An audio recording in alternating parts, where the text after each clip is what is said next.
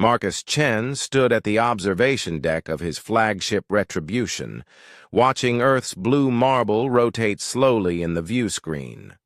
23 years had passed since the United Earth Coalition had stripped him of his citizenship and exiled him to the Outer Rim for crimes against humanity. The irony wasn't lost on him that the same government now knelt before his empire, begging for mercy. The charges had been fabricated, of course. His only crime was being too successful, too innovative for the corrupt bureaucrats who ruled Earth. As head of Chen Dynamics, he had revolutionized faster-than-light travel, making interstellar commerce viable for the first time in human history. But success bred envy, and envy bred conspiracy. "Sir," came the voice of his aide, Zara 9, a synthetic being whose loyalty had been earned through respect rather than programming.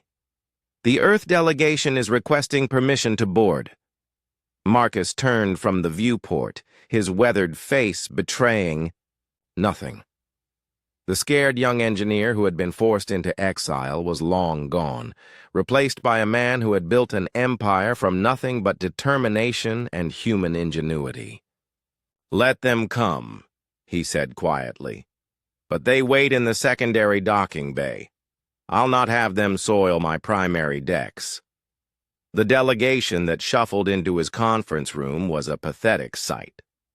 President Harrison, the same man who had signed Marcus's exile order, now looked decades older than his 60 years.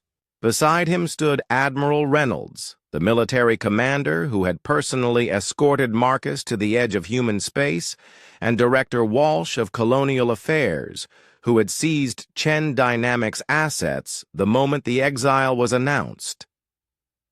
"Marcus," President Harrison began, his voice trembling slightly, "we've come to—" "Emperor Chen," Marcus corrected coldly. "You lost the right to use my first name when you branded me a traitor." Harrison swallowed hard. "Emperor Chen, we've come to negotiate." Marcus leaned back in his chair, a throne carved from a single piece of crystallized dark matter, a material unknown to Earth science. Around the room, holographic displays showed the vast extent of his domain. 700 worlds, 3 major trade routes, and a fleet that dwarfed anything Earth had ever conceived. "Negotiate what, exactly?" Marcus asked. "Your surrender? Because that's the only negotiation I'm interested in."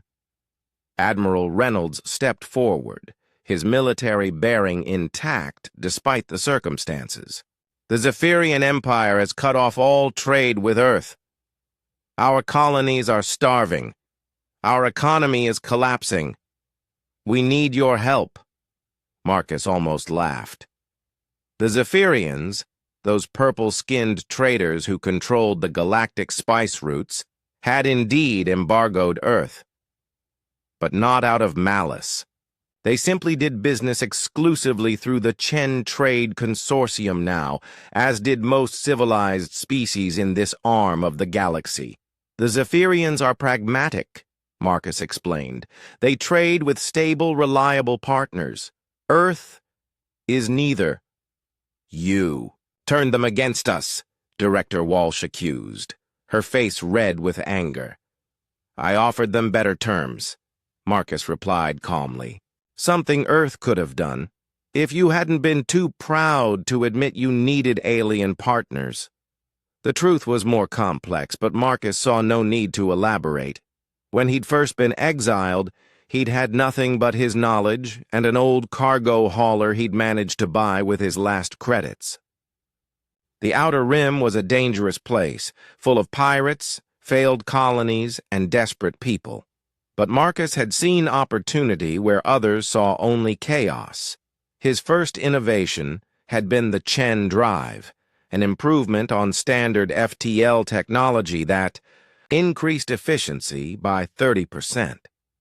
Pirates tried to steal his ship, Instead, he convinced them to join him as security contractors. Failed colonies became profitable trade hubs under his guidance. Desperate people became loyal employees who shared in his success. Within 5 years, he controlled 3 systems. Within 10, he had formed the Chen Trade Consortium, a network of human and alien merchants who followed his principles of fair dealing and mutual profit. Within 15, his consortium had grown into an empire that spanned multiple galactic arms. But more than territory or wealth, Marcus had built something Earth had never achieved: unity among species.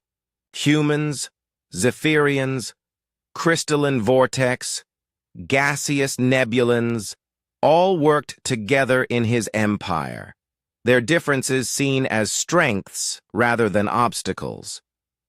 "You want Earth to survive?" Marcus asked, standing and walking to the viewport. "Here are my terms. The United Earth Coalition dissolves. Completely. Your entire government steps down." "That's impossible," Harrison protested. "Then Earth dies," Marcus said simply. "The choice is yours." "And if we agree?" Admiral Reynolds asked quietly. Marcus smiled for the first time since the meeting began. "Then Earth becomes the capital world of the Chen Empire. Your people get jobs, food, security, and a voice in a government that actually works. Your colonies get protection and trade rights. Your military gets ships and technology that will make your current fleet look like toys."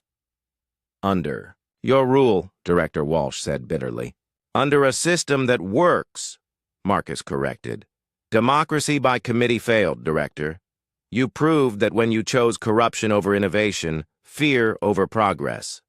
I offer Earth something better: competent leadership, honest government, and a future among the stars." President Harrison looked broken. "What about us, the current leadership?" Marcus considered this. 23 years ago, these people had destroyed his life, stolen his company, and branded him a criminal.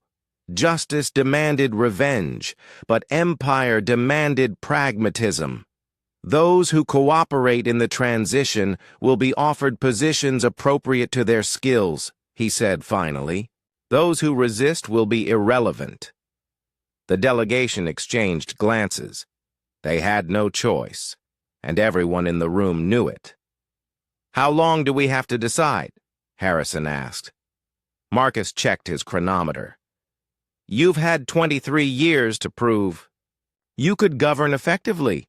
I think 6 hours is generous for your surrender." As the delegation filed out, Marcus remained at the viewport watching Earth turn. Somewhere down there was the laboratory where he'd first dreamed of the stars, the university where he'd met his late wife Sarah, the apartment where they'd planned a future that never came to pass. He had been banished from Earth as a broken man. He would return as its emperor. The irony was perfect. But more than revenge, this was redemption, not just for himself, but for the billions of humans who deserved better than the failed government that had ruled them. Under his empire, Earth would finally take its rightful place among the stars. Marcus Chen smiled as his homeworld rotated beneath him, ready to come home.